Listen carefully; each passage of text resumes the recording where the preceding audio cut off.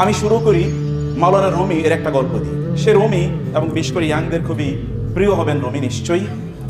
রুমি তিনি যাচ্ছিলেন, Jalaluddin Rumi আপনার নাম জানেন। তিনি যাচ্ছিলেন একটি জঙ্গল দিয়ে, সেখানে দেখলেন একটা মোটা সোটা তিতির পাখি। তিনি পাখিটাকে ধরলেন, এরপর সিদ্ধান্ত নিলেন, মানে সিদ্ধান্ত নিচ্ছিলেন তিতির পাখিটাকে কি ঝলসে আগুনে ঝলসে খাবেন নাকি এটাকে রান্না করে খাবেন। তিনি চিন্তা করছিলেন। তিতির পাখি কোনোভাবে বুঝতে পারলো যে তিনি তাকে জবাই করে খাবেন, কিছু একটা প্ল্যান করছেন।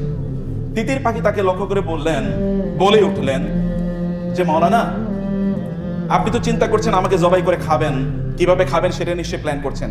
আপনার জীবনে কি গোশত আপনি কম খেয়েছেন? আমাকেই খেতে হবে এই প্ল্যান কেন করছেন?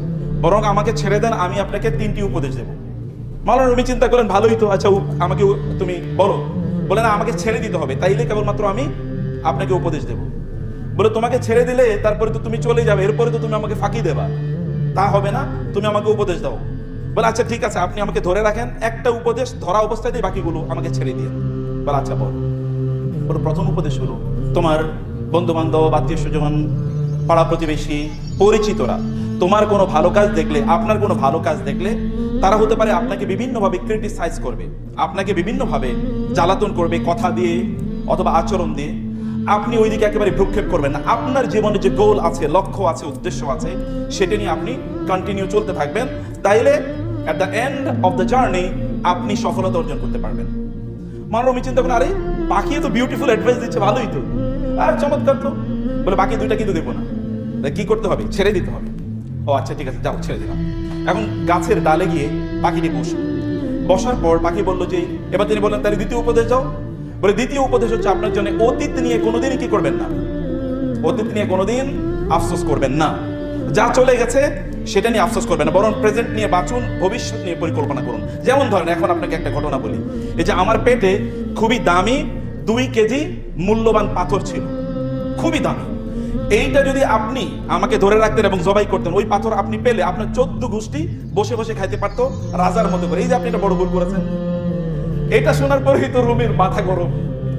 এবার রুমি তার পিছনে দৌড়াচ্ছে তারে ধরার জন্য, আর ওই পাখি এক ঢাল থেকে আরেক ঢালে যাচ্ছে। রুমি যখন ক্লান্ত, তখন তিতির পাখি বলল, দেখেছেন এই যে মাত্র আপনাকে যে উপদেশটা দিলাম এটাই তো আপনি ভুলে গেলেন। আমি না বলেছি অতীত নিয়ে আপনি কোনো টেনশন করবেন না? তা আপনি তো অতীত নিয়ে পড়ে আছেন, আমাকে ছেড়ে দিয়েছেন, আপনি কি আর আমাকে ধরতে পারবেন? তা তো পারবেন না। তাহলে অতীত নিয়ে পড়ে আছেন, কারণ আপনাকে প্রেজেন্ট নিয়ে, ভবিষ্যৎ নিয়ে পড়ে থাকা দরকার ছিল। বলে তাইলে ঠিক আছে, তুমি এবার আমাকে 3 নম্বর উপদেশটা দাও, 3 নম্বর উপদেশটা দাও। তিনি বললেন 3 নম্বর, মানে পাখি বলল 3 নম্বর উপদেশটা হলো, যিনি আপনার উপদেশ শুনতে চান না তাকে উপদেশ দিয়ে না। এখন বলেন আমি কি করব? আপনারা শুনবেন তো উপদেশ? ওকে, মাশাআল্লাহ, জাযাকুমুল্লাহ খায়।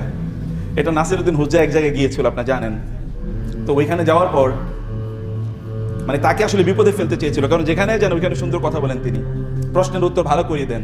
তো এবার এমন প্রশ্ন করলো যে প্রশ্নের উত্তর উনি জানেন না। এখন লোকেরা চিন্তা করলো যে আপনারা কি এখানে মোটামুটি সবকিছু জানেন? বলে হ্যাঁ আমরা মোটামুটি জানি। আচ্ছা ঠিক আছে, উনি যে প্রশ্নটা করেছেন এই প্রশ্নের উত্তর কারা কারা জানেন? তো একেবারেই জানেন এরকম তো বলতে পারেন। একদল লোক হাত তুললো একেবারে হালকা করে যে জানি, আর আরেক দল হাত তুলে নেই। তিনি বললেন যে যারা জানেন তারা ওনাদেরকে জানিয়ে দেন, আসসালামু আলাইকুম ওয়া রাহমাতুল্লাহ। তো আমি হয়তো যা বলবো হতে পারে most of the things will be known to you, but still it is a reminder. এটা একটা রিমাইন্ডার, কারণ আল্লাহ সুবহানাহু ওয়া তাআলা বলেছেন ফাযাক্কির ফাইন্না যিকরা তানফাউল মুমিনিন। মুমিনদেরকে স্মরণ করিয়ে দিন, কারণ মুমিনদেরকে যদি স্মরণ করিয়ে দেওয়া হয় তাহলে মুমিনরা তাতে উপকৃত হয়। আমরা পরিবারের জীবন কেন চালাই? পারিবারিক জীবন আমাদের কাছে কেন গুরুত্বপূর্ণ? মনে রাখবেন বোনেরা, ভাইয়েরা মনে রাখবেন, তা হলো মানব জাতি, মানব প্রজাতিকে রক্ষা করা। এটা কিন্তু বিয়ের অন্যতম প্রধান কারণ। বিয়ের অন্যতম প্রধান কারণ মানব বংশ রক্ষা করা। এখন আমাদেরকে তথাকথিত সভ্যতা আমাদেরকে শিখিয়েছে ছেলে হোক মেয়ে হোক 1-2টা শয়তানই যথেষ্ট। ছেলে হোক মেয়ে হোক কয়টা? ছেলে হোক মেয়ে হোক 2টা শয়তানই যথেষ্ট। এখন তো ওইটা এসে দাঁড়িয়েছে ছেলে হোক মেয়ে হোক 1টা শয়তানই যথেষ্ট, তাই না? আমাদেরকে কোথায় নিয়ে বের করছে দেখেন। অথচ আপনারা যদি এখানে যারা বসে আছেন, আপনাদের বাপদাদারা তারা কয় ভাই বোন ছিলেন একবার চিন্তা করে দেখুন তো। আমরা তো একটা সন্তানকে লালন পালন করতে গিয়ে এখন চিৎকার চেঁচামেচি হই হুল্লোড়, যায় রে, আইলো রে, গেলো রে ইত্যাদি অবস্থা। তাহলে তারা কিভাবে এতজনকে? এবং তারা মানুষ ছিল। আর আমি এর আগে যে বলেছি, আমি ইচ্ছা করে বলেছি শয়তান, কিন্তু তার আগে তারা কিন্তু আপনার মা, আপনার বাবা, আপনার দাদা দাদি তাদেরকে নিয়ে আপনি গর্ব করেন এবং তাদের ত্রুটি বিচ্যুতি আপনি খুব বেশি খুঁজে পাবেন না। অথবা তারা এত সুখে, এত স্বাচ্ছন্দ্যে, এত গাড়ি বাড়ির মধ্যে তারা ছিলেন না, কিন্তু সেখানে সুখ ছিল। এখন আমাদের অনেক কিছু আছে, কিন্তু এই জায়গাটাই মিসিং, যেটা আমরা চাই। তাহলে মানব জাতির আল্লাহ সুবহানাহু ওয়া তাআলা মূল লক্ষ্য, পরিবারের মূল লক্ষ্য হচ্ছে সন্তান জন্ম দেয়া, সন্তান লালন পালন করা। যদি না হয় তাহলে পরে কি দাঁড়াবে? আপনি জানেন সর্বশেষ রাশিয়া ঘোষণা করেছে যেই পরিবারে কোনো নারীর, মানে কোনো পরিবারে যদি সন্তান একাধিক হয় তাইলে তারা আমৃত্যু সরকারের পক্ষ থেকে কি পাবে? ভাতা পাবে, আমৃত্যু। কেন ভাতা পাবে? কারণ তারা দেখেছে 2000 এখন যে পরিস্থিতি যাচ্ছে, 2050 সালে দেখা যাবে ওখানে কেবল বুড়ো লোকের সংখ্যা, কেবল বুড়ো লোকদেরকে দেখা যাবে। এখনো ইউরোপ আমেরিকা জুড়ে বুড়োদের সংখ্যা বেশি, যুবকদের সংখ্যা কম। যুবকদের সংখ্যা কেন কম? কারণ সন্তান হয় না। দুই কারণে সন্তান হয় না। এর মধ্যে একটা হলো বিয়ে কমে গেছে। এটা কিন্তু একটা বিশাল ষড়যন্ত্র অংশ, আপনারা হয়তো জানেন না। একটা বড় ষড়যন্ত্রের অংশ। ষড়যন্ত্র কি? এই যে আপনারা এখন দেখেন না LGBTQ, ছেলে ছেলে মেয়ে মেয়ে বিয়ে করে, আমি মনে মনে ছেলে, ট্রান্স যেটা আপনারা দেখছেন, মনে মনে ছেলে মনে মনে মেয়ে, এই যে প্রবণতা, অথবা গোটা পৃথিবী জুড়ে আপনি দেখবেন যে ছেলেরা ছেলেকে বিয়ে করছে, মেয়েরা মেয়েকে বিয়ে করছে। আলটিমেট উদ্দেশ্য কি বলেন তো? আলটিমেট উদ্দেশ্য হচ্ছে পরিবার ধ্বংস করে দেবে, কোনো মানব সন্তান জন্ম নেবে না। এটা যে একটা ইস্যু। 2 নম্বর হচ্ছে আপনি দেখেন ক্যারিয়ারিস্ট হয়ে গেছে সবাই, ছেলেরা এবং মেয়েরা। যেমন আমাদের বোনদেরকে, আপনাদেরকে বলি, আপনারা মাথায় রাখবেন এটা প্লিজ। আপনার মায়ের বিয়ে কত বয়সে হয়েছে বলেন? আপনি যদি দেখেন, যেমন আমার মায়ের বিয়ে হয়েছে 10 বছর বয়সে, 10 অথবা 11, ক্লাস 2-তে পড়তেন যখন। আমার অধিকাংশ বোনদের বিয়ে হয়েছে 2-তে বা 3-তে। আমার নিজের বোনদের কথা বলছি। এই যে মানে শেখ বলছেন যেমন আমার বিয়ে হয়েছে 7 বছর বয়সে। এখন আপনি যদি তা দেখেন, তাইলে কি তারা কি খুবই খারাপ জীবন যাপন করেছিলেন? তো আমার মার, ওনার সন্তান যখন হয়েছে, আমি জানি না ওনার সন্তান কখন হয়েছে, তখন তার বয়স কত ছিল, অথবা 12, 13 বা 14। তো উনি কি তার সন্তানকে লালন পালন করেননি? তা আমাদের সন্তানদেরকে আমরা কি লালন পালন করতে পারছি? মা কিন্তু জন্মগতভাবে মা হিসাবেই যখন একটা বাচ্চা জন্ম নেয়, আল্লাহ তাআলা তাকে মায়ের কোয়ালিটি দেন। এবং এই কারণে যেমন আমি বলি, কারো যদি মেয়ে সন্তান না থাকে তাহলে তিনি আসলে বাবাই হতে পারেন না। তার মেয়ে যদি না থাকে, আমার ছেলেটা ব্যক্তিগতভাবে আমার কথা বলছি, আমার সর্বছোট্ট মেয়েটা, সেটাও বাবা ঘুমানোর আগে এসে জিজ্ঞেস করে যে তোমার কি একটু মাথাটা টিপিয়ে দিতে হবে? এবং আমার মেজো মেয়েটা জামা কাপড় সব আয়রন করার তার রেডি, বাবার জামা কাপড় আয়রন করা আছে কিনা এগুলো সব লন্ড্রি থেকে আয়রন করে আসে। কিন্তু আমার লন্ড্রি পছন্দ হয় না আয়রন, আবার আমার বাসা আবার আয়রন করে দেওয়া লাগে। আমার মেজো মেয়ে জানে যে আয়রন করে দিতে হবে। আর বড় মেয়ে একটু বুদ্ধিজীবী টাইপের আর কি, সেগুলো বুদ্ধিভিত্তিক গল্প বাবার সাথে এসে করতে হবে, আদারওয়াইজ তার ঘুম হয় না। আর ছেলে তার নিজের জগৎ নিয়ে আছে, বুঝতে পেরেছেন? খুবই ভালো মানুষ সে, কিন্তু নিজের জগৎ নিয়ে আছে। এই মেয়েরা যদি না থাকতো তাহলে আমি বাবাই হতে পারতাম না, বিশ্বাস করেন। মেয়েরা মূলত মাতৃত্বের এবং পিতৃত্বের স্বাদ দেয় মানুষকে। মেয়েরা মাতৃত্বের এবং পিতৃত্বের স্বাদ দেয়। এবং আমাদের পরিস্থিতি হলো, আমি বলেছি যে দেখেন সৃষ্টিগতভাবে একটা মাদারলি কেয়ার আল্লাহ তাআলা তাদের অন্তরে তৈরি করে দিয়েছেন। কিন্তু বাবারা কোনোদিন, বাবা হতে হলে প্রশিক্ষণ লাগে, কিন্তু আমাদের বাবারা তো প্রশিক্ষণ নেয় না। আপনারা খারাপ মনে করেন না, বাবাদের প্রশিক্ষণ নেওয়া ফরজ। আদারওয়াইজ বাবা কেবলমাত্র বিয়ে করলে বাবা হওয়া যায় না, বাবা হওয়ার জন্য প্রশিক্ষণ লাগে। মা হওয়ার জন্য কোনোদিন কোনো ট্রেনিং সেন্টারে যাওয়া লাগবে না। মাকে আল্লাহ তাআলা বিল্ট ইন কিছু যোগ্যতা দিয়ে দিয়েছেন। 2 নম্বর বিষয় হলো, এবং আমি আমার নিজের মা এবং বোনদের গল্প আমি বলছি, আমার ফুফু বা খালাদের গল্প আমি আপনাদেরকে বললাম। তাহলে এখন কি হচ্ছে? ক্যারিয়ার। বাংলাদেশে বিশাল শিল্পপতি, হাজার কোটি টাকার মালিক, এরকম পরিবারের মেয়েদের বয়স প্রায় 35, 36, 38 হয়ে গেছে, বিয়ে হয় নাই। আমার কাছে কমপক্ষে 10টা এরকম সিভি আছে। আপনারা যদি কারো প্রয়োজন আমার সাথে যোগাযোগ করবেন। হাজার কোটি। এটা কত হাজার তারা নিজেরাও জানেন না। কিন্তু ওই যে ক্যারিয়ারের পেছনে ঘুরেছে, এখন মেয়ে পাচ্ছে না, এখন ছেলে পাচ্ছে না। আর ছেলেরা তো বিয়ে করবে, বিয়ে করার প্রয়োজন যদি আগেই মিটে যায় তাহলে বিয়ে করা দরকার কি? বুঝেন না এই পরিস্থিতিটা? Very dangerous situation. ফলে ক্যারিয়ারের পেছনে ঘুরে এমন একটা জায়গায় এসে আমরা দাঁড়িয়ে আছি। অথচ আমাদের কথা ছিল এখন ক্যারিয়ার, আপনি মেয়েরা তারা বিয়ে করে হয়তোবা, কিন্তু বিয়ে করার পর এখন তাকে একটু স্লিম থাকতে হবে, জিমে যেতে হবে, বডি বিল্ডিং করতে হবে। এখন মেয়ে সন্তান যদি নেয় তাহলে পেটটা একটু মানে লুজ হয়ে যাবে, চেহারাটা একটু এটা কি গ্ল্যামারাস চেহারা থাকবে না, চেহারা একটু ভাঁজ পড়ে যাবে, এখানে তারা সন্তান নেবে না। ইত্যকারিত মানসিকতা তৈরি হয়েছে। আবার চিন্তা আছে, এত বাচ্চা মানুষ করবো কিভাবে? এত বাচ্চা কিভাবে মানুষ করবো? আমি আগেও বলেছি, আমার নানির গল্প শুনেছিলাম। নানি নাকি একটা লাঠি নিয়ে বসে থাকতেন। আমার মা এবং খালার হলো, তারা হলো 6 8 জন ছিলেন, এখন 6 জন জীবিত আছেন আলহামদুলিল্লাহ, 2 জন মারা গেছেন। আর আমার মামারা ছিলেন 6 জন, 4 জন জীবিত আছেন, 2 জন মানে মারা গেছেন। এরপরে আরো 2 জন মারা গেছেন, ওনারা 4 জন জীবিত ছিলেন, মানে 10 জন তো আমার নিজের চোখে দেখছি আমি। এবং এরা পৃথিবীর সবচেয়ে ভালো মানুষের মধ্যে একজন, আমি এদেরকে দেখেছি। এবং নানু যেটা করতেন তা হলো একটা লাঠি নিয়ে রান্নাঘরে তো বসে থাকতেন, ওই তোরা পড় কিনা, এত লম্বা লাঠি, এখান থেকে হয়তো অতটুকু পর্যন্ত পড়ো, এই ঠিক আছে। এবং উনি হয়তো কোনো পড়াশোনাই করেন নাই, হয়তো শুধু কোরআন পড়া শিখেছেন, এরকম টাইপের আর কি। কিন্তু তারপরে তোমরা পড়ো, তারা এটা বুঝতেন। আমরা এত বড় শিক্ষিত হয়ে কি হয়েছে? আমাদের সন্তানটা কই? আমাদের সন্তানটা কি খুব বড় শিক্ষিত হচ্ছে, খুব ভালো মানুষ হচ্ছে? তা না। তো পরিবারে আমি যে কথা বলছিলাম, বোনেরা আমার, আপনারা এটা মাথায় রাখবেন, ভালো মানুষের সন্তান বেশি হওয়া দরকার। আমি আমার ওয়াইফের বলি, ভালো মানুষের সন্তান বেশি হওয়া দরকার। আমি মানুষ ভালো না, কিন্তু আমাদের কিছু বেশি সন্তান হলে খারাপ মানুষের সন্তান কম হোক। তো এখন সমস্যা হয়েছে কি জানেন? সমস্যা হলো আমার ওয়াইফের 4টা বাচ্চা হয়েছে সিজার করে। চতুর্থ বাচ্চা যখন আমাদের ছোট যে বাচ্চাটি, সেই বাচ্চাটি যখন আমার ওয়াইফের গর্ভে আসলো, তখন ডাক্তারের তো প্রায় অজ্ঞান হওয়ার মতো অবস্থা, আপনি তো মরে যাবেন, বেঁচে থাকতে পারবেন না, এরকম একটা অবস্থা। তো আমার ওয়াইফ বলেছে, না, এটা আল্লাহ সুবহানাহু ওয়া তাআলার পক্ষ থেকে ফয়সালা, যা হওয়ার হবে ইনশাআল্লাহ।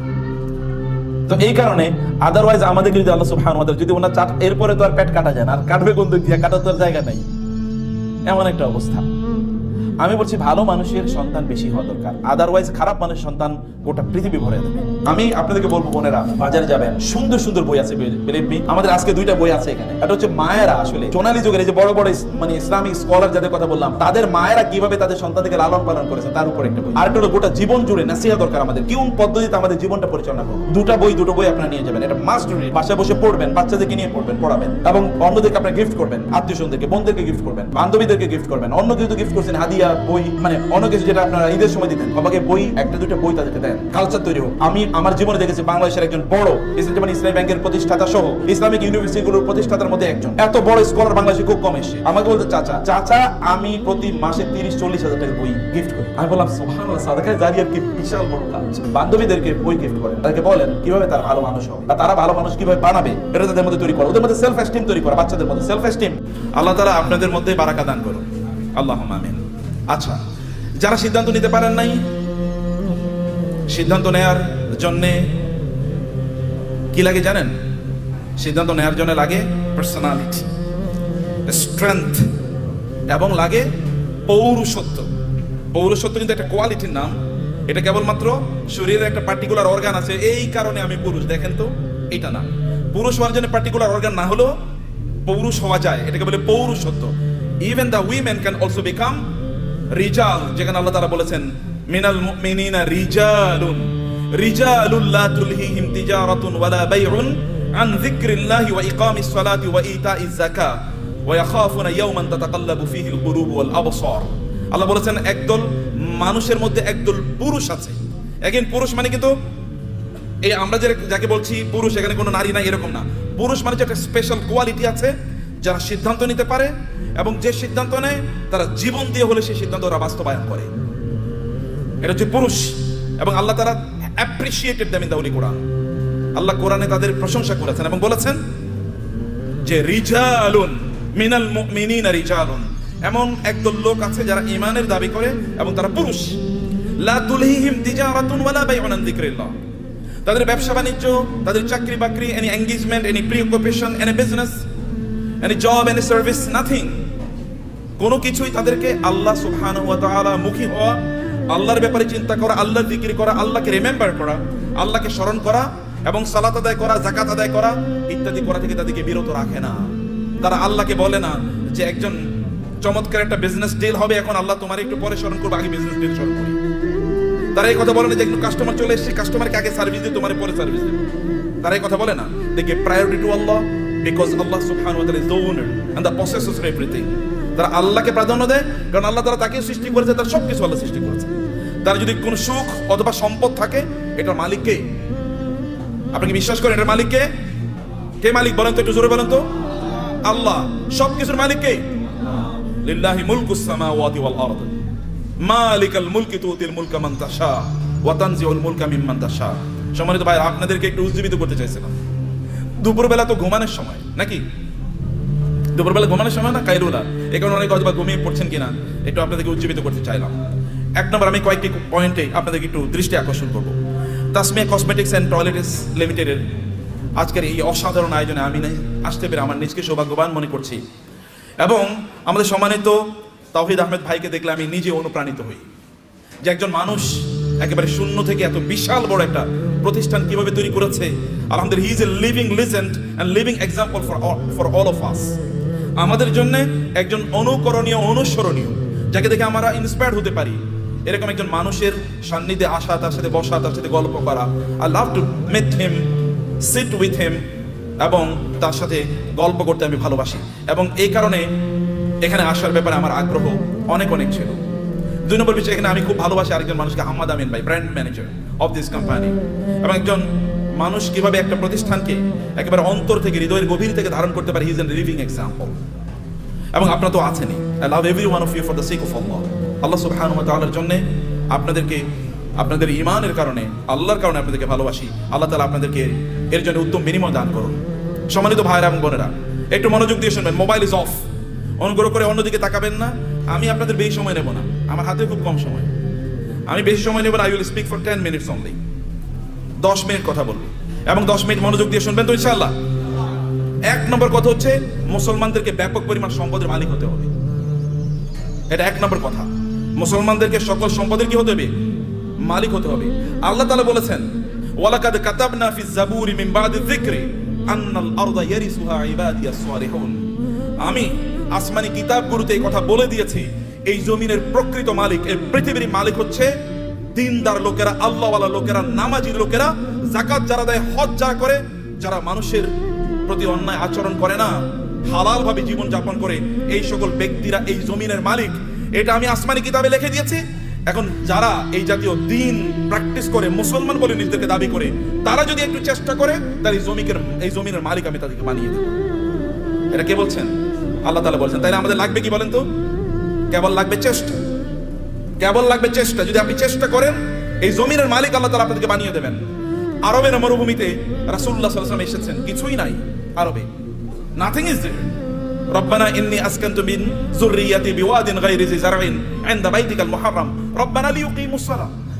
ইব্রাহিম আলাইহিস সালামকে আল্লাহ নির্দেশ দিলেন, আপনার সন্তান এবং আপনার স্ত্রীকে মক্কার মরুভূমিতে রেখে আসেন। মরুভূমিতে এখনো কিন্তু কিছু উৎপাদন হয় না, কারণ ওটা উৎপাদনের মতো না। ওইখানকার মাটি উৎপাদন করে না, ওইখানে পাথুরে মাটি, এমনকি পাহাড়গুলো পর্যন্ত পাথরের। আমাদের দেশে তো পাহাড় হলো মাটির, কিন্তু সেখানে পাহাড় মাটির না, পাথরের পাহাড়। এখানে কিছুই উৎপাদন হয় না, এবং সেখানে কোনো সোর্স অফ ওয়াটারও নাই, পানিরও ব্যবস্থা নাই, জমজম ছাড়া কোনো পানির ব্যবস্থা নাই। তাহলে সেখানে উৎপাদন হবে কি দিয়ে? কিন্তু আল্লাহ তাআলা বললেন যে ইব্রাহিম আলাইহিস সালাম তার সন্তান এবং স্ত্রীকে এখানে রেখে এসে আল্লাহর কাছে দোয়া করলেন, হে আল্লাহ, এখানে রেখে গেলাম, এখানে তুমি আমার এই পরবর্তী প্রজন্মদের জন্য রিজিক হিসাবে ফল এর ব্যবস্থা করে দিও, ফল, ফ্রুটসের ব্যবস্থা করে দিও। এবং আপনি জানেন, এখনো যারা মক্কায় যান হজ বা উমরা করতে, আপনি গিয়ে দেখবেন পৃথিবীতে কোথাও যদি কোনো ফল উৎপাদন হয়, ওই ফল ওই পৃথিবীর ওই দেশে না পাওয়া গেলে ওটা মক্কায় পাওয়া যায়। ইব্রাহিম আলাইহিস সালামের দোয়া, 1000 বছর আগের দোয়া, আল্লাহ তাআলা কবুল করে নিয়েছেন। ইব্রাহিম আলাইহিস সালাম তার সন্তানকে রেখে গেলেন, তার স্ত্রীকে রেখে গেলেন। That was the effort which he has done। তার পক্ষে এতটুকুই করা দরকার ছিল, তিনি এতটুকু করেছেন, বাকিটা আল্লাহ সুবহানাহু ওয়া তাআলা ব্যবস্থা করে দিয়েছেন। আল্লাহ তাআলা আপনাদেরকে লক্ষ্য করে বলেছেন, ওয়া'ইদ্দু লাহুম মাসতাতা'তুম মিন কুওয়াতিন ওয়া বিররিবাতিল খাইলি তুরহিবুনা বিহি আদুওয়াল্লাহি ওয়া আদুওয়াকুম। আচ্ছা, পৃথিবীর এখন সবচেয়ে বেশি সম্পদ কি মুসলমানদের হাতে নাকি অমুসলমানদের হাতে বলেন তো? আপনি কি আমার কথা বুঝতে পারছেন? পেছন থেকে বুঝতে পারেন নাই? বুঝতে পারছেন আপনারা? বলেন তো পেছন থেকে। আচ্ছা, পৃথিবীর সকল বেশি সম্পদের মালিক কারা? মুসলমানরা না অমুসলমানরা? অমুসলমানরা। কেন? আল্লাহ বলছেন মুসলমানরা মালিক হবে বেশি, আর অমুসলমানরা কেন মালিক হলো? What is the problem? Problem কোথায়? প্রবলেম হলো আমরা মুসলমানরা কেবল নিজেকে কনজিউমার বানাইছি, আমরা নিজেকে প্রোডিউসার বানাই নাই। পৃথিবীর সবচেয়ে বড় বড় ব্র্যান্ডগুলোর মালিক কারা বলেন তো? পৃথিবীর সবচেয়ে বড় বড় ব্র্যান্ডগুলোর মালিক কারা? সব মুসলমান। আপনি যদি লিভার ব্রাদার্স এর কথা বলেন তাহলে কি? আপনি যদি অ্যাপলস এর কথা বলেন, এমনকি অ্যামাজন, এটা তো একটা মার্কেটিং প্লেস, অথবা আলিবাবা, এগুলো সব মুসলমানরা তৈরি করছে, মানে অমুসলমানরা। সবকিছু, সকল ব্র্যান্ডের মালিক তারা। তাহলে আমরা কি করলাম? আমরা কেবল খাই, ঘুমাই আর টয়লেটে যাই, এর বাইরে কোনো কাজ নাই। এখন তো টয়লেটে যাওয়ার জন্য, আগে তো অন্তত আপনি টয়লেটে যাওয়ার জন্য বাসার বাইরে যাওয়া লাগতো, এখন তো বাসার বাইরে না, একেবারে বিছানার সাথে টয়লেট। কয়েকদিন পরে এমন টয়লেট বের হবে যে আপনি যেখানে শুইতেছেন ওইখানে টয়লেটের ব্যবস্থা হয়ে যাবে, বাইরে আর আপনার যাওয়ার দরকার নাই। কি প্যাথেটিক জীবন ব্যবস্থা! মুসলমানদের তো এটা করার কথা ছিল না। আল্লাহ তাআলা আপনাকে নির্দেশ করেছেন, ফাইযা কুদিয়াতিস সালাতু ফান্তাশিরু ফিল আরদি ওয়াবতাগু মিন ফাদলিল্লাহ। নামাজ শেষ মসজিদে বসে থাকা যাবে না। ওমর রাদিয়াল্লাহু তাআলার যুগে একদল যুবক নামাজের পর মসজিদে বসেছিলেন। ওমর লাঠি এনে তাদেরকে পিটাচ্ছেন, এখানে বসে আছো কেন? বলে আমরা এখানে এমনি বসে আছি, আল্লাহ জিকির করছি। তোমাদের আয় ইনকাম করা লাগবে না, ব্যবসা বাণিজ্য চাকরি বাকরি করা লাগবে না, আল্লাহ আমাদেরকে খাওয়াবে। আসমান থেকে আল্লাহ কবি রিজিক নাজিল করছে, আসমান থেকে আল্লাহ বৃষ্টি নাজিল করে। এই বৃষ্টিকে জমিনের ফসলের জমিতে নিয়ে তারপরে ফসল উৎপাদন করা লাগে। তোমাকে সেটা করতে হবে। লাঠি নিয়ে এসে তাদেরকে পিটিয়ে বের করে দিয়েছে, যাও চাষাবাদ করো, ফসল উৎপাদন করো, চাকরি বাকরি করো, ব্যবসা বাণিজ্য করো, এটাই তোমাদের কাজ। আল্লাহ সুবহানাহু ওয়া তাআলা কোরআনে সূরাতুল মুজাম্মিলে দুই ধরনের লোকের কথা বলেছেন। দুই ধরনের লোক তারা যুদ্ধে লিপ্ত আছে। এক ধরনের লোক তারা আল্লাহর রাস্তায় জিহাদ করছে আল্লাহর দ্বীনকে প্রতিষ্ঠা করার জন্য। আরেক দল লোক তারা টাকা পয়সা ইনকাম করার জন্য যুদ্ধ করছে। কারণ টাকা পয়সা যদি না থাকবে তাহলে মসজিদ নির্মাণ করবেন কোত্থেকে, মাদ্রাসা নির্মাণ করবেন কোত্থেকে, আর যারা যুদ্ধ করবে তাদের জন্য অস্ত্র কিনবেন কোত্থেকে। করার জন্য you need some people who will support this people. আপনি একদল লোক যারা এই সাপোর্ট দেবে আপনাকে, তাদের অর্থ থাকা লাগবে। এবং এই কারণে আল্লাহ তাআলা বলেছেন ওয়াইদু লাহুম মাসতাতা'তুম মিন কুওয়াতি ওয়া মির রিবাতিল খায়র। আল্লাহ তাআলা তার রাসূলকে বলেন আপনি বলে দেন ওরা যেন ঘোড়ার আস্তাবল তৈরি করে, ওরা যেন ঘোড়া প্রোডাকশনের জন্য হাউস তৈরি করে। ঘোড়া প্রোডাকশন হাউস তৈরি করতে হলে কি কি লাগবে আপনি জানেন? আপনাকে ফার্ম তৈরি করতে হবে, ঘোড়ার ফার্ম। ঘোড়ার ফার্মে লাগে কি? ঘোড়ার ফার্মে লাগবে তাহলে ঘোড়াকে প্রজনন করার জন্য একটা পদ্ধতি লাগবে, রিপ্রোডাকশন প্রসেস লাগবে, এবং ডাক্তার লাগবে, কারণ এখানে বিভিন্ন ধরনের রোগ তৈরি হবে, রোগের চিকিৎসা করার জন্য। আবার এগুলো কি খাবারের জন্য ব্যবস্থা লাগবে, এগুলো খাবার আসবে কোথা থেকে? আরেকটা ইন্ডাস্ট্রি তৈরি হবে, যেমন এখন ফিশ ইন্ডাস্ট্রি তৈরি হবে। আবার এগুলোকে বিক্রি করার জন্য বাজার তৈরি হবে, মার্কেট প্লেস, বিশাল মার্কেট প্লেস। এবং সেখানে আবার কি ক্রেতা লাগবে, বিক্রেতা লাগবে, সেখানে আপনার ট্রেডার লাগবে, যারা ট্রেডিং করবেন এরকম লোকেরা লাগবে, যারা উৎপাদন করবে তারা লাগবে। আবার এদেরকে লালন পালন করার জন্য এই ঘোড়াগুলো একদল প্রশিক্ষিত লোক লাগবে, যারা সার্ভিসম্যান, যারা সার্ভিস দেবেন। আবার এদেরকে মার্কেটে নিয়ে যাওয়ার জন্য একদল আপনার এজেন্ট লাগবে, অথবা আপনার যেমন এখানে এজেন্সি নিয়ে আপনার কাজ করছেন এরকম আলাদা কিছু লোকেরা লাগবে, যারা এগুলো নিয়ে যাবে এবং এগুলো তারা মার্কেট প্লেসে ব্যবহার করবে। ফলে আপনি যখনই আল্লাহ তাআলা বলেছেন যে আপনি ঘোড়ার আস্তাবল তৈরি করেন, ফার্ম তৈরি করেন, ফার্ম তৈরি করা মানে বিশাল ইন্ডাস্ট্রি তৈরি করা। এবং এই ইন্ডাস্ট্রির কথা মুসলমানরা বুঝেছেন। প্রায় 1200 বছর জুড়ে রাসূলের আগমনের পর থেকে শুরু করে 1200 বছর জুড়ে গোটা পৃথিবীর সকল প্রায় ইন্ডাস্ট্রির মালিক ছিল মুসলমানরা। অধিকাংশ ব্র্যান্ডের মালিক ছিল মুসলমানরা। কিন্তু আমরা যখন এই ব্র্যান্ড থেকে বের হয়ে গেলাম, যখন আমরা মনে করলাম আমরা ওই যে বৈরাগী জীবন যাপন করলাম, খ্রিস্টানদের মতো বৈরাগী জীবন যাপন করা শুরু করে দিলাম। না, আমি মাওলানা সাহেব, আমি ইমাম সাহেব, আমি কেবল আজান দেবো, আমার যা বয়স লোকেরা যা দান সাদাকা করে এই দান সাদাকা খাই আমি বাঁচবো, এইরকম মানসিকতা যখন আমাদের তৈরি হয়ে গেল, আমি যাকাত খাবো, এইরকম মানসিকতা যখন তৈরি হয়ে গেল, তখন আমাদের কাছ থেকে চলে গিয়েছে অন্যদের কাছে নেতৃত্ব। পৃথিবী তারাই নেতৃত্ব প্রদান করে যাদের হাতে টাকা থাকে, এটা মনে রাখবেন। যাদের হাতে অর্থ থাকে তারাই পৃথিবী নিয়ন্ত্রণ করে। আমেরিকা কেন সুপার পাওয়ার? তাকে কেন ব্রিটিশরা সুপার পাওয়ার ছিল? কেন ফ্রান্স সুপার পাওয়ার? কেন ইউরোপ সুপার পাওয়ার? অথবা কেন এখন চায়না সুপার পাওয়ার হয়ে যাচ্ছে? কেন ইন্ডিয়া সুপার পাওয়ার হয়ে যাচ্ছে? আমরা কেন হতে পারছি না? It is only because we don't possess money, property. সম্পদ আমাদের কাছে নাই, টাকা আমাদের কাছে নাই। আমরা ভিক্ষা করলে ওদের কাছে ভিক্ষা করা লাগে। বাংলাদেশের উন্নয়নের জন্য টাকা আসে কোথেকে? আমেরিকা থেকে, ইউএস থেকে, অথবা ইউএসএইড দেবে, ইউএন দেবে, অথবা ওয়ার্ল্ড ব্যাংক দেবে ইত্যাদি। ওগুলো কি আমাদেরকে কি দেয়? সাদাকাই তো দেয়। জাকাত মানে জাকাত হয়তো তারা দেয় না, তারা সাদাকা দেয়, তারা চ্যারিটি করে, তারা দান করে আমাদেরকে। আর দান করা হাত, এই হাতই গোটা পৃথিবী নিয়ন্ত্রণ করবে। যে হাত দান গ্রহণ করে এই হাত পৃথিবী কোনোদিন নিয়ন্ত্রণ করতে পারে না। আল্লাহ সুবহানাহু ওয়া তাআলা কোরআনে উল্লেখ করেছেন যে আমরা যেন আকিমুস সালাতা আতুজ যাকাতা, নামাজ পড়ো জাকাত খাও। বুঝেন না আপনারা এখনো? আল্লাহ কি বলেছেন? নামাজ পড়ো জাকাত খাও, নাকি? কেন বুঝেন না? কথা বলছেন না কেন? আপনার এতগুলো লোক কোনো আওয়াজ নাই। নামাজ পড়ো জাকাত খাও, নামাজ পড়ো। তো জাকাত কবে দেবেন আপনি? আপনাকে জাকাত দেওয়ার মতো সম্পদের মালিক হওয়া লাগবে। আল্লাহ বলেছেন বেরোলাম, আপনি নামাজ পড়তেছেন, জাকাত দিতেছেন, আপনি তো পূর্ণ মুসলমানই হন না এখনো। জাকাত দেওয়ার মতো প্রপার্টি অর্জন করতে হবে। কেন আপনি বসে থাকেন? আপনার অলসতা। আল্লাহ রাসূল আল্লাহর কাছে দোয়া করেছেন, আল্লাহুম্মা ইন্নী আউযু বিকা মিনাল হাম্মি ওয়াল হাযান ওয়া মিনাল আজজি ওয়াল কাসাল। হে আল্লাহ, আমি অক্ষম অথবা অলস, এই দুটো থেকে আল্লাহর কাছে তিনি আশ্রয় চেয়েছেন। আমি অক্ষম যে আমি আয় ইনকাম করতে পারি, আমি অলস, আমি ইনকাম করার জন্য বাস রাস্তায় বের হই না, আমি বাজারে যাই না, আমি মানে প্রোডাকশন হাউস তৈরি করি না, অথবা আমি ট্রেডিং সেন্টার তৈরি করি না, আমি বৈশা থাকি আর খাই, এবং আমি তোমার কাছে মান্না সালওয়ার জন্য দোয়া করি, তুমি আমার জন্য মান্না সালওয়া পাঠাইও। এইরকম যেন আমি না হই, আমি যেন অ্যাক্টিভলি এঙ্গেজ থাকি সমাজে, আমি যেন কাজ করি সমাজে। আপনার নবী কি করেছেন? নবী হওয়ার আগেও তিনি বিজনেস করেছেন, নবী হওয়ার পরেও তিনি বিজনেস করেছেন। সাহাবায়ে কেরামদের মধ্যে দেখেন, আবু বকর রাদিয়াল্লাহু তাআলা যখন তিনি খলিফা হিসেবে তাকে নির্ধারণ করা হয়, তিনাকে খলিফা তৈরি করা হয়, তিনি যাচ্ছেন মাথায় কাপড়ের পুটলি নিয়ে তিনি বাজারে যাচ্ছেন। ওমর বলেন, আপনি যাচ্ছেন কই? বলে, বাজারে যাচ্ছে, আমার সংসার চলা লাগবে না? তিনি খলিফা। এখন প্রেসিডেন্ট যদি অথবা প্রাইম মিনিস্টার যদি ব্যবসা করে, আপনি বলবেন এ তো ওইদিকে ব্যবসা করে। কেন প্রাইম মিনিস্টার ব্যবসা করবে না? কেন প্রেসিডেন্ট কেন ব্যবসা করবে না? মন্ত্রী কেন ব্যবসা করবে না? করবে।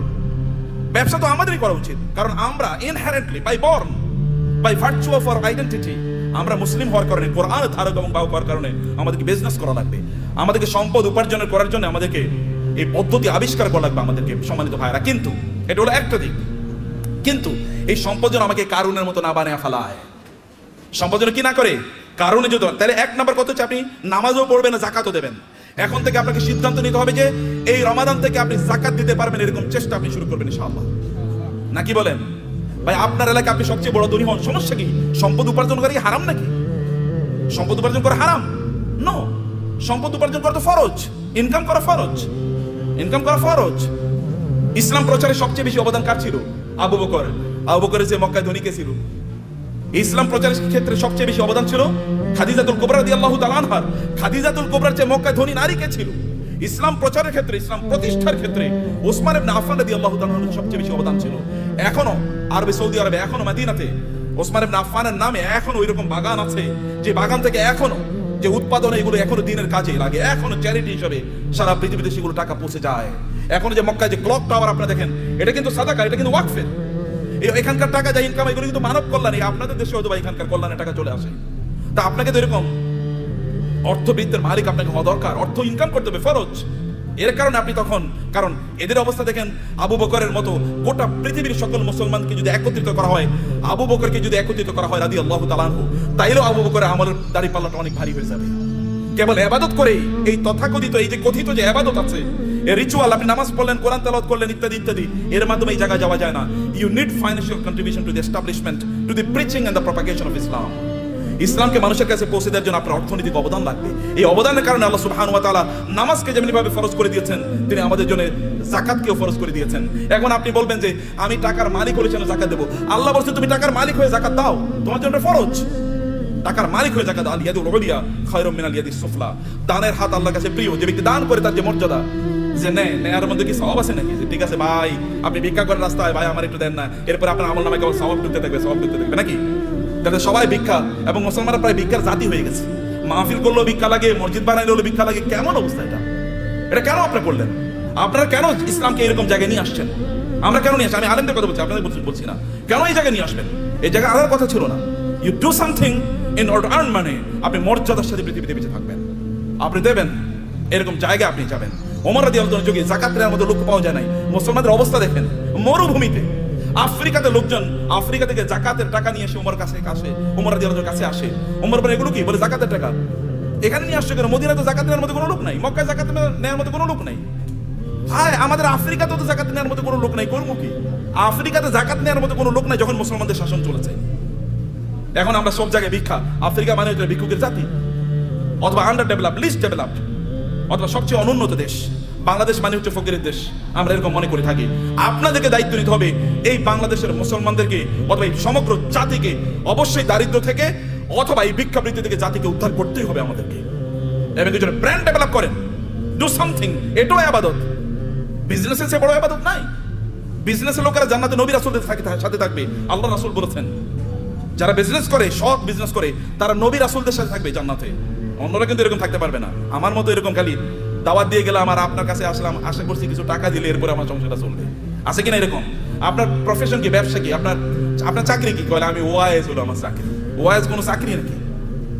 ওয়াজ কি কোনো চাকরি? কিন্তু আমাদের দেশে এটা চাকরি হয়ে গেছে। আপনার চাকরি কি? আমি ইমামতি হলো আমার চাকরি। নো, ইমামতি চাকরি না। আমার এরকম হওয়া দরকার ছিল, আমার সাইড বিজনেস আছে, বাকি কাজগুলো আমি এভাবে করি। প্রিয় ভাইরা, বলছিলাম 10 মিনিট, মনে 10 মিনিট হয়ে গেছে। আচ্ছা, লাস্ট 2-3 মিনিট আপনাদেরকে শেষ করে দিই। তার মধ্যে না ভাই আছেন, যে শেখরা আছেন, ওনার কথা বলবেন। আপনারা তো প্রচন্ড রাগান্বিত ভিতরে, তাই না? রাগ করছেন তো কথা শুনে? আচ্ছা, পেছন থেকে কানো আওয়াজই শুনি না, ঘটনা কি? এই পিছনে একটু ক্যামেরাটা ধরেন তো দেখি সবাই আছে কিনা জীবিত। জীবিত আছেন নাকি? মাশাআল্লাহ মাশাআল্লাহ মাশাআল্লাহ। একটু হাতটা নাড়ান তো দেখি, হাতের ব্যায়াম হোক। গুড, ঠিক আছে, নামান, হাত নামান। ভাইরা আমার, সম্পদের মালিক হওয়ার জন্য আমি আপনাকে অনুপ্রাণিত করছি। আপনার সম্পদের মালিক হন, কিন্তু সম্পদের মালিক কারুনের মতো হওয়ার জন্য করবেন না। আল্লাহ সুবহানাহু ওয়া তাআলা সূরাতুল কাসাসে কারুনের ঘটনা বলেছেন। যদি সময় পান তাহলে আজকে বাসায় গিয়ে সূরাতুল কাসাসে এই কারুনের আয়াতগুলো, যেখানে আল্লাহ তাআলা বলেছেন ইন্না কারুনা, আয়াত নাম্বার হচ্ছে 40 থেকে শুরু করে 76 থেকে শুরু করে কারুনের ঘটনা পড়বেন। সূরাতুল কাসাস। ইন্না কারুনা কানা মিন কওমি মূসা ফাবাগা আলাইহিম ওয়া আতাইনাহু মিনাল কুনুজ মা ইন্না মাফাতিহাহু লাতানূ বিল উসবাতি উলিল কুওয়া ইয ক্বালা লাহু কওমুহু লা তাফরাহ ইন্নাল্লাহা লা ইউহিব্বুল ফারিহিন। আল্লাহ সুবহানাহু ওয়া তাআলা বলেছেন, কারণের গল্প আমাদেরকে বলছেন। তাহলে আমার আলোচনা দুটো পার্ট, এর একটা পার্ট আমি শেষ করলাম। আপনাদেরকে সম্পদের মালিক হতে হবে, প্রচুর পরিমাণ সম্পদের মালিক হতে হবে, যেন মানুষ যেন না বলে মুসলমানরা ভিক্ষুকের জাতি। আপনি যেন দিতে পারেন, অন্যরা যেন আপনাদেরকে দেখে বলে যে না এটা মুসলমান, এর মতো হতে হবে, আপনি তার মতো হতে। এখন আমরা এক্সাম্পল দিতে গিয়ে এখন আমরা ধরেন তৌহিদ ভাই ছাড়া আর কাউকে এক্সাম্পল দিতে মতো দেওয়ার মতো লোক পাচ্ছি না। মানে যারা দিন প্র্যাকটিস করে, আবার অনেক সম্পদের তারা প্রবাহ তৈরি করেছে সমাজে, নিজেই কেবল সম্পদের মালিক হয় না, সম্পদের মালিক বানানোর রাস্তা তৈরি করে দিয়েছে। এরকম লোক আমার সামনে খুব বেশি নাই। আমি বলতে গেলে বিল গেটসের কথা বলে, ওয়ারেন বাফেটের কথা বলতে হয়, এলিয়ন মাস্কের কথা বলা লাগে। তো মুসলমানদের এলিয়ন মাস্ক কই? মুসলমানদের যদি আপনি দেখেন বিভিন্ন আরবের যে সকল শেখরা আছে, যে আরবের রাজা বাদশারা, কেবল ওদের নাম শুনলেই শোনা যায় ওই দেশে তার বিশাল একটা কি আছে, একটা রেস্ট হাউস আছে, ওইখানে ওই সমুদ্রের তীরে তার বিশাল একটা বাংলো আছে, হাবি জাবি ইত্যাদি ছাড়া আর কিছুই আলোচনা শুনি না। আর যখন আপনি এলন মাস্কের কথা শুনেন, তখন আপনি শুনেন যে ও ওই যে ইয়ের দেশে, চাঁদের দেশে এখন জায়গা বেচতেছে, জায়গা বিক্রি করতেছে, ওইখানে কি করে। অথবা বাংলাদেশে তার স্টারলিংক আসবে, গ্রাম অঞ্চলে সুপার স্পিডে আপনি ইন্টারনেট পাবেন। অথবা টেসলার মাধ্যমে এমন গাড়ি তৈরি করছে, ওখানে কোনো কি লাগবে না, ড্রাইভার লাগবে না। এরকম একটা কথা বলেন তো আপনি মুসলমানদের, এটা কেমন জাতি? 300 কোটি মুসলমান বলা হয়, অথবা কমপক্ষে তো 200 কোটি। গোটা পৃথিবীতে মানুষ 800 কোটি, এর মধ্যে প্রায় 250 কোটি মুসলমান। 250 কোটি মুসলমান একটা টেসলার মতো জিনিস তৈরি করতে পারবো না, একটা আইফোনের মতো প্রোডাক্ট তার নাই। অথবা তার একটা কি, এই যে আমরা ইয়ের গাড়ি, কি বলে, কিসের গাড়ি, এই যে মানে আমাদের বাংলাদেশে এটা কি গাড়ি জানো, এটা আপনার মানে এক্স করোলা, মানে করোলা টাইপের একটা গাড়ি তো বানাইতে পারেন আপনি। বলেন তো একটা ব্র্যান্ডের নাম বলেন তো মুসলমানদের গাড়ির, একটা হুন্ডার নাম বলেন তো, একটা সাইকেলের নামই বলেন। আরে সাইকেলের নাম তো বহুত পরের কথা। এই যে সাইকেলের যে শিখ ব্যবহারগুলো কি বলে, শিখ বলে না, এরকম বানাইছে মুসলমানরা, দেখেন তো, এরও তো চায়না থেকে আপনার আনা লাগে। তাহলে কি আমরা কি বানাইছি, করছি কি? কেবল খাও দাও ফুর্তি করো, দুনিয়াটা মস্ত বড়, এরকম টাইপ ছাড়া কোনো কিছু নাই। খাও ঘুমাও এবং সিনেমা দেখো আর ফেসবুক টিপাও। যে ফেসবুক বানাইছে ওর নিজেরও অ্যাকাউন্ট হয়তো বা নাই, কিন্তু আপনি এটা নিয়ে সারাদিন রাত ব্যস্ত আছেন। ও যে ইউটিউব বানাইছে ওইটা ব্যবসায়ী হাউস, তার এখান থেকে সে বিলিয়নস অফ ডলার্স ইনকাম করে নিচ্ছে, কিন্তু আপনি ওইটাই দেখেন এবং আপনি বলেন পাগলের সুখ মনে মানে, আপনি আমি কত সুখী, সারা রাত বেলা সিনেমা দেখতেছি, মজা কারে বলে। Stupid lifestyle. নো, আল্লাহ আপনাকে এই জন্য তৈরি করেন নাই, হিউজ প্রোডাক্টিভিটি তৈরি করেছেন এবং আল্লাহর মার্সি আপনার উপর আছে। আল্লাহ সুবহানাহু ওয়া তাআলা আপনাকে সেরকম ক্যারিশমা দিয়ে তৈরি করেছেন এবং এই কারণে আপনার এলাকায় আপনি সবচেয়ে বেশি সম্পদের মালিক হন এবং এর মাধ্যমে আপনি ওই এলাকাটাকে উন্নয়নের কাজ করেন। ওইখানে এমন কোনো মসজিদ না থাকুক যে মসজিদে আপনার কন্ট্রিবিউশন নাই, এমন কোনো মাদ্রাসা না থাকুক যেখানে আপনার কন্ট্রিবিউশন নাই, এমন কোনো দিনই কাজ না থাকুক যেখানে আপনার কন্ট্রিবিউশন নাই। লোকেরা যখন চিন্তা করবে আমরা এখানে একটা দিনই কাজ করতে চাই, তখন সবার আগে আপনার নাম মনে পড়বে, অমুকের কাছে যাই। যেমনি হবে লোকেরা কোনো দিনই কাজ করলে, রাসূলের কোনো দিনই কাজের প্রশ্ন দেখা দিলে তার সবার আগে মনে পড়তো কার নাম? আবু বকরের নাম, আবু বকর নাম মনে পড়তো, তবু ওসমান নাম মনে পড়তো, কারণ কেউ তাদেরকে সুপারসিড করতে পারতো না। সম্মানিত ভাইরা এবং বোনেরা, সে কারণে পজিটিভলি অ্যাক্টিভলি সময় কাটান। মনে রাখবেন প্রত্যেকটা সেকেন্ডের জন্য আল্লাহকে জবাবদিহি করতে হবে, আল্লাহর কাছে আপনাকে জবাবদিহি করতে হবে প্রত্যেকটা সেকেন্ডের জন্য। ওয়াল আসরি ইন্নাল ইনসানা লাফি খুসর, মানুষ সৃষ্টিগতভাবে বিপদের মধ্যে আছে। ইন্নাল ইনসানা লাফি খুসর, তবে ইল্লাল্লাযিনা আমানু ওয়া আমিলুস সালিহাত, যারা ঈমান এনেছে, ঈমান আনার পর ভালো কাজ করছে। যাকাত যদি ইসলামের তৃতীয় স্তম্ভ হয়, আমরা বলি নামাজ রোজা, নামাজ রোজা, আল্লাহ বলেছেন নামাজ যাকাত, নামাজ যাকাত, নাকি আমরা কি বলি? নামাজ রোজা, কিন্তু আল্লাহ কি বলেছেন? নামাজ যাকাত। আপনাকে দুটোকে একসাথে বলেছেন। এই দুটোকে একসাথে আপনাকে যদি আপনি করতে পারেন, তাইলে তো আপনি ইসলামের 5টা স্তম্ভ আপনি পালন করলেন। আপনি 5টা স্তম্ভ কয়জন পালন করছেন এর মধ্যে? আপনি বলেন কেন 5টা স্তম্ভ আপনি পালন করলেন না? এই 5টা স্তম্ভের উপর ঘর নির্ভর করে, এই গোটা ইসলাম নির্ভর করছে 5টা স্তম্ভের উপর। আপনি কেন হজ করতে পারলেন না? আপনি কেন যাকাত দিতে পারলেন না? এই দুটো তো ইসলামের স্তম্ভ। আপনি কেবল নামাজ পড়িয়ে তেলে জান্নাতুল ফেরদাউসে চলে যেতে পারবেন নাকি? না, অসম্ভব। সবগুলো একসাথে করে আপনি এমন একটা বিল্ডিং বানালেন, একটা ইয়ের উপর, পিলারের উপর। এই বিল্ডিং কি পৃথিবীর সবচেয়ে স্থায়ী বিল্ডিং হবে? পিলার একটা মাত্র, যে কোনো সময় ধসে পড়ে যেতে পারে। শুধু নামাজের উপর নির্ভর করলেন, যে কোনো সময় ধসে পড়ে যেতে পারে। অতএব সবগুলোর উপর আপনার দিনকে প্রতিষ্ঠিত করা লাগবে। বুনিয়াল ইসলাম আলা খামসিন, শাহাদাতি আল্লাহ ইলাহা ইল্লাল্লাহ থেকে ওয়া হাজ্জিল বাইতি মান ইসতাতা ইলাইহি সাবিলা। সামর্থ্য অর্জন করা লাগবে আপনার, এবং অন্যরা আপনাকে দেখে শিখুক যে না এইরকম জীবন যাপন করা লাগে। অন্যরা আপনাকে দেখুক এরকম জীবন যাপন। কিন্তু আপনি সম্পদ উপার্জন করার একমাত্র কারণ যেন না হয় কারুন টাইপের জীবন যাপন করা। কারুন টাইপের জীবন যাপন করা কি? আল্লাহ সুবহানাহু বলেছেন ইন্না কারুনা কানা মিন কওমি মূসা ফাবাগা আলাইহিম। কারুন ছিল মূসা আলাইহিস সালামের তার বংশের লোক, অর্থাৎ বনি ইসরাইলের লোক। কিন্তু এই বনি ইসরাইলের উপরে সে জুলুম অত্যাচার করা শুরু করে দিয়েছে। যেমন আমাদের দেশে দেখবেন, আমাদের দেশে লোকেরা ব্যবসা করতেছে কিন্তু টাকা পাচার করতেছে অন্য দেশে। আছে কিনা এরকম? বুঝেন না আপনারা? ব্যবসা করতেছে এই দেশের মানুষের, কিন্তু টাকা পাচার করতেছে আরেক দেশে, আরেক দেশের ব্যাংকে গিয়ে তার সকল টাকা খুঁজে পাওয়া যায়। এর চেয়ে বড় জালিম আল্লাহর জমিনে আর হতে পারে না। কারণ আপনি যেখানে ইনকাম করেছেন ওই অঞ্চলের মানুষের হক আছে আপনার উপর, কারণ তাদেরকে দিয়ে আপনি ইনকাম করেছেন, তাদের উন্নয়নের জন্য আপনাকে কাজ করা লাগবে। ফেরাউনি মানে কারণ এই টাইপের কম যে কারণ এরকম করেছে, কিন্তু সেই লোকজনের উপর সে জুলুম এবং অত্যাচার চালিয়ে দিল, এবং তার কি পরিমাণ সম্পদ ছিল আল্লাহ তাআলা বলেছেন যে ওয়াতাইনাহু মিনাল কুনুজি মা ইন্না মাফাতিহাহু লাতানু বিল উসবাতি উলিল কুওয়া, যে তার এত সম্পদ আল্লাহ তাআলা তাকে দিয়েছেন, সে কিন্তু গরিব একটা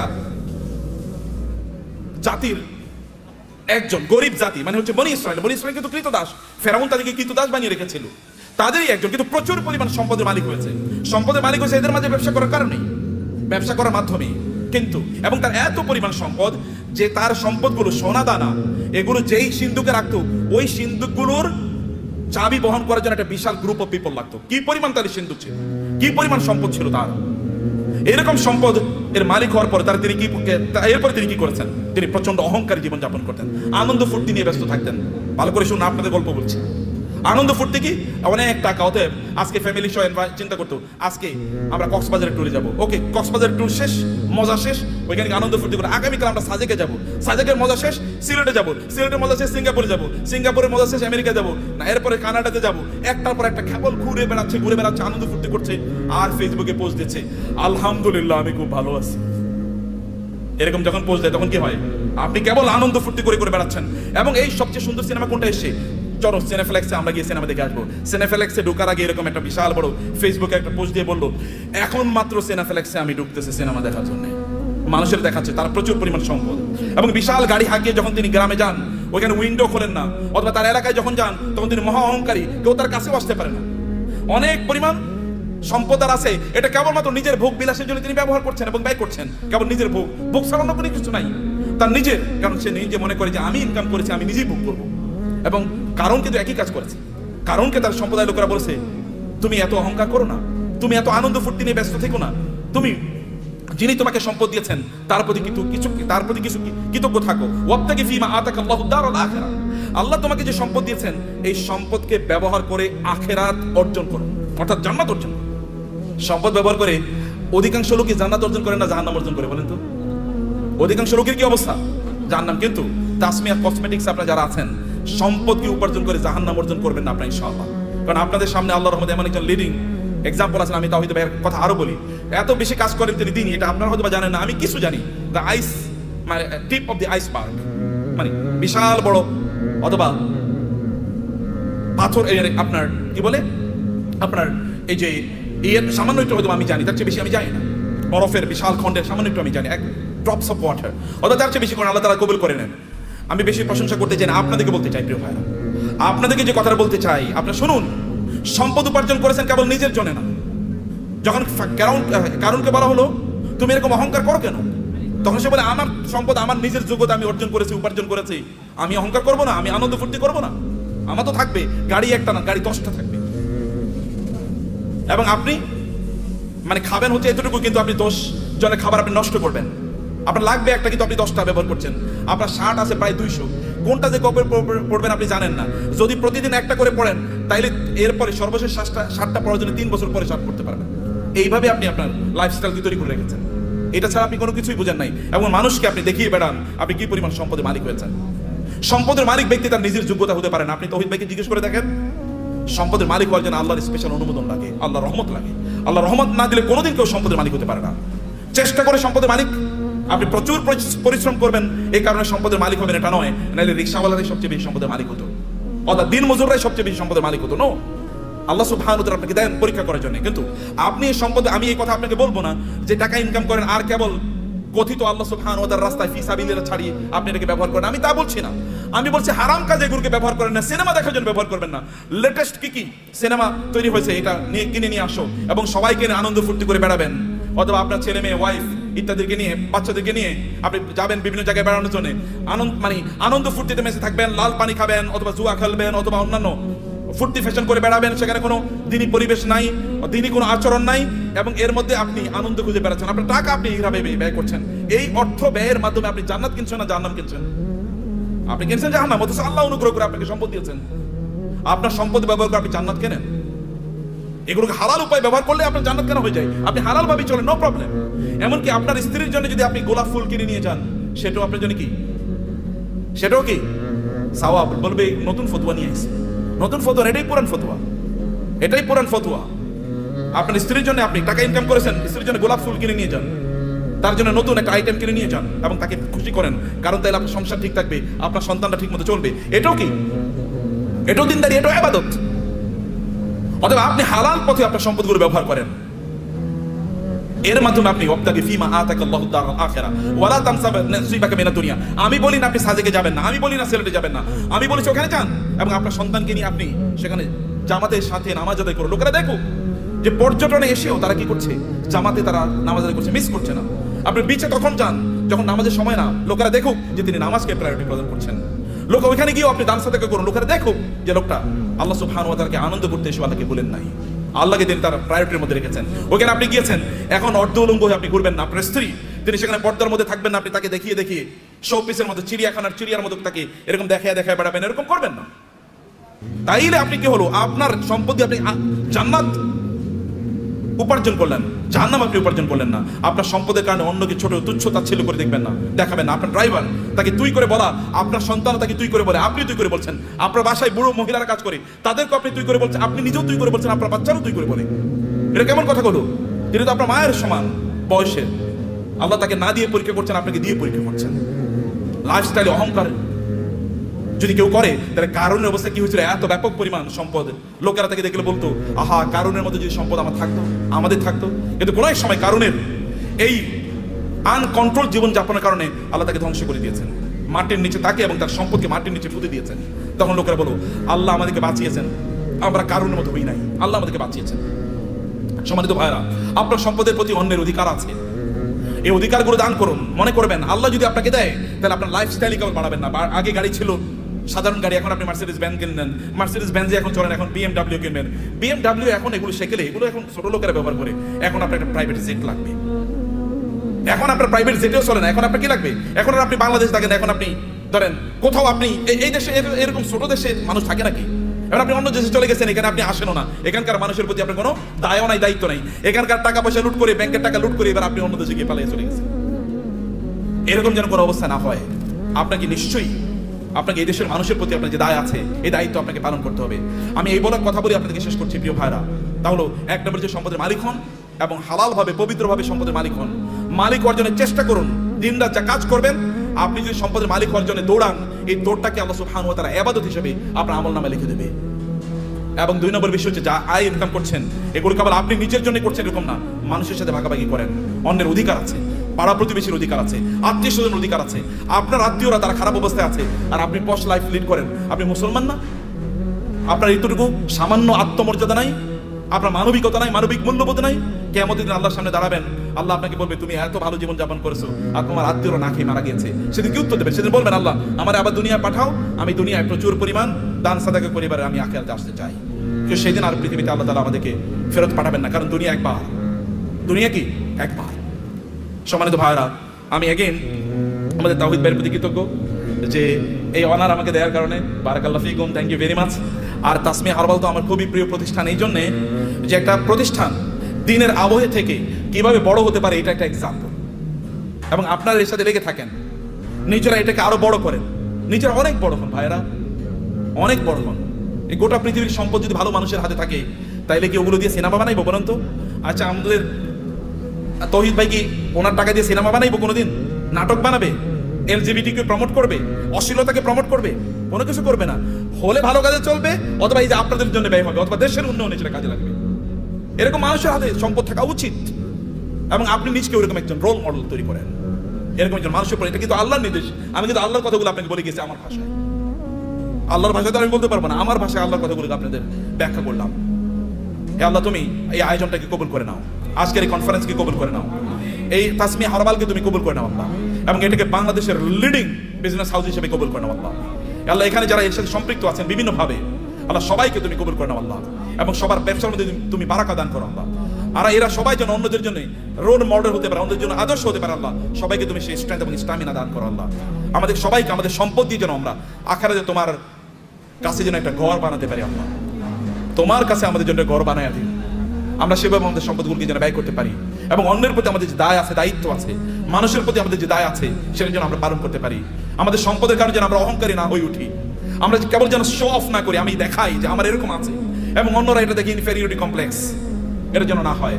আপনি ভাবির জন্য বিশাল বড় গয়না কিনে নিয়ে গেলেন, এবার আপনার ওয়াইফ আরেকজনের, আপনার কোনো মানে তার কোনো কাজিনের অথবা তার কোনো বান্ধবীর অথবা অন্য কাউকে বললো, দেখো আমার স্বামী কিন্তু আমার এটা দিয়েছে। এরপরে উনি তো তার স্বামীর সাথে এবার ঝগড়া বিবাদ লাগলো, আমার বান্ধবীর স্বামী এরকম দিয়েছে, তুমি আমারে দিলা না, তো তুমি তো আমার প্রতি জুলুম করছো, আমি তোমার বিয়া করে এই জীবনটা শেষ হয়ে গেল আমার। এটা শো অফ করার জন্য না, আল্লাহর প্রতি কৃতজ্ঞতা। যত আল্লাহ দেবেন তত কৃতজ্ঞতা বাড়িয়ে দেন। আল্লাহ আপনার মাথা উঁচু করে দিয়েছেন, যিনি মাথা উঁচু করে দিয়েছেন তার জন্য মাথাটা কি হবে? অবনত হবে, সেজদায় বেশি লুটিয়ে পড়তে হবে, তাইলে তিনি আপনার মাথাকে উঁচু করে দেবেন। থ্যাংক ইউ ভেরি মাচ, জাযাকুমুল্লাহ খায়র। আল্লাহ সুবহানাহু ওয়া তাআলা আমাদের সবাইকে অনেক অনেক কল্যাণ দান করুন। আল্লাহুম্মা আমিন। আজ ওয়াসাল্লাল্লাহু সুবহানাহু ওয়া তাআলা নবিয়ানা মুহাম্মদ ওয়া আলিহি ওয়া সাহবিহি আজমাইন। সুবহানাকাল্লাহুম্মা ওয়া বিহামদিক আশহাদু আল্লা ইলাহা ইল্লা আনতা আস্তাগফিরুকা ওয়া আতুবু ইলাইক। ওয়াসসালামু আলাইকুম ওয়া রাহমাতুল্লাহি ওয়া বারাকাতুহু।